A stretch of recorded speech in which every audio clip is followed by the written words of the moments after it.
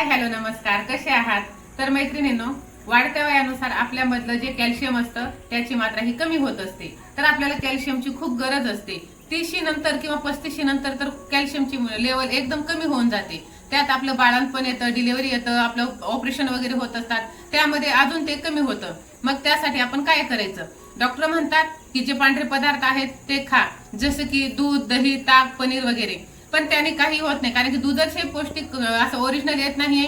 तर त्यातून कसं ना भेटणार, कारण की गाई म्हशींनाच औषध वगैरे इंजेक्शन वगैरे देऊन दूध काढण्यात येत आहे, दुधात पण भेसळ होत आहे.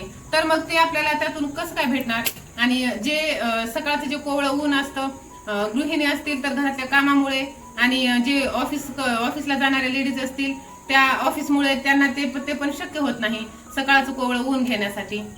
गावाकडे ना आईच्या शेतातलं जे शेवग्याचं झाड आहे ना, ते काही कारणास्तव तोडण्यात आलेलं, आणि तेवढ्यात मी व्हिडिओ कॉल केलेला. तर व्हिडिओ कॉल केला आणि मी पाहिलं तर मला खूप वाईट वाटलं, आईला पण वाईट वाटत होतं.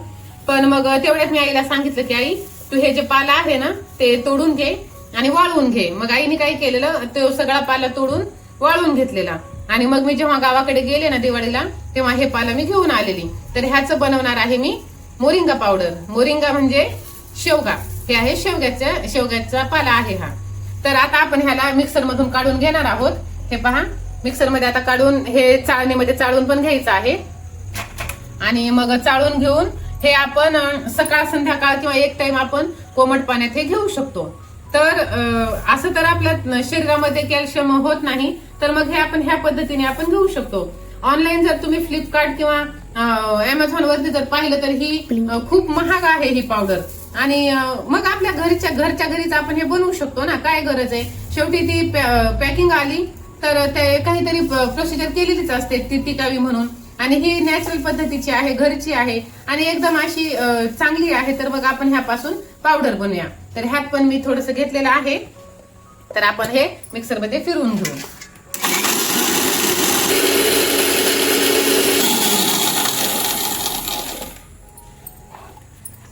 मैत्रिणींनो, ह्या पावडरचं जर आपण सेवन केलं ना तर आपली रोगप्रतिकारक शक्ती सुधारते. नंतर आपल्या रक्तातली साखर पण कमी होते. परत भरपूर काही खनिजे म्हणा, व्हिटॅमिन्स म्हणा, ह्यातून आपल्याला भेटते. आणि पचन संस्था सुद्धा ह्याने सुधारते. तर 1 चम्मच कोमट पाण्यामध्ये हे आपल्याला घ्यायचं आहे. तर हे पहा, ह्या पद्धतीने हे निघत आहे.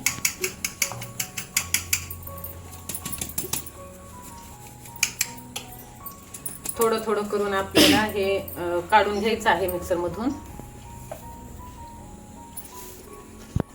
ह्याच्यामध्ये दुधापेक्षा 16 ते 17 पट अधिक कॅल्शियम असते आणि हे आपल्या शरीरासाठी खूप महत्वाचं आहे.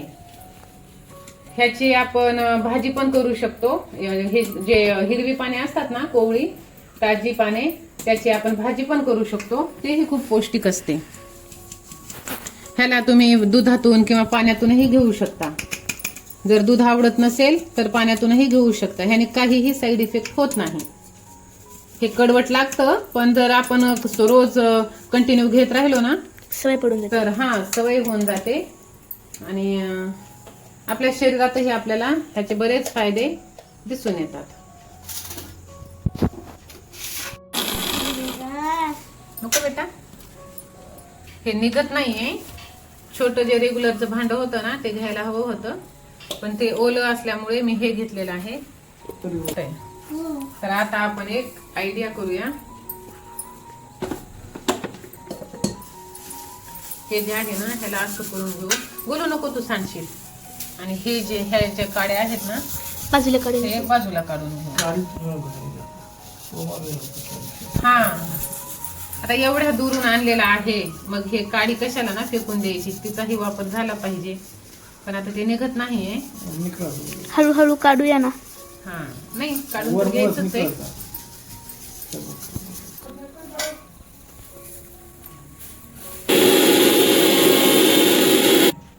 अरे, मोठ्या भांड्यामध्ये निघत नाहीये. तर आता हे मी घासून पुसून घेतलेलं आहे. तर आता आपण ह्याच्यात काढून घेऊया.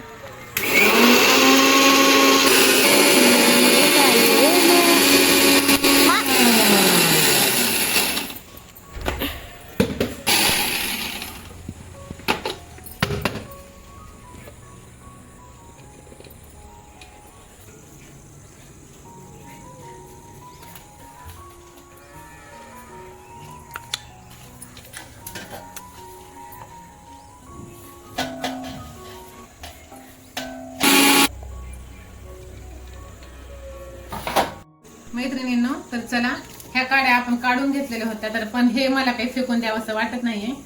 जवळपास 700-800 किलोमीटर दूरवरून ह्या काड्या आलेल्या आहेत. तर हे पण आपण काढून घेऊया.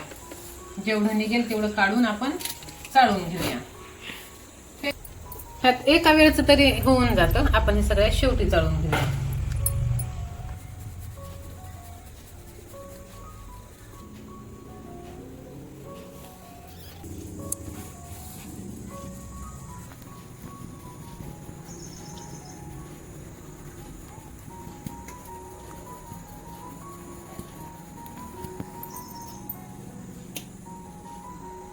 आम्ही जेव्हा लहान होतो ना, तर गावाकडे ना एक झाड होतं मेहंदीचं. तर आम्ही त्याच्यावरचा पाला तोडायचो, घरातच ते वाळवून घ्यायचो आणि त्याची ना नंतर आम्ही पेस्ट बनवायचो आणि तीच मेहंदी भिजवून काडीपिटीची काडी असते ना त्याने लावायचो. हे कधी कधी आम्ही करायचो जेव्हा आम्ही सगळे एकत्र जमायचो ना तेव्हा. तर तो जो पाला होता ना, म्हणजे त्या मेहंदीच्या पावडरची जी पेस्ट बनायची ना ती सेम अशीच बनायची, फक्त त्याचा जो स्मेल होता ना तो असा वेगळा होता आणि छान होता. ह्याचा थोडासा असा कडवट येत आहे. तर मला तर ना तेच दिवस आठवत आहेत. जे म्हणतात ना जुन्या आठवणींना उजाळा, तसं आहे. स्पॉटलाइट हे आपलं चाळून झालेलं आहे. त्याला परत आपण एकदा अजून काढून घेणार आहोत मिक्सर मध्ये.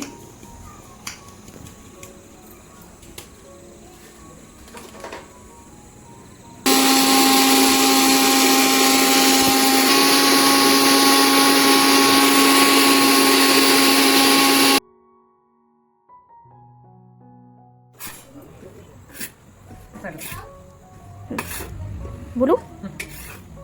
चालेल. मला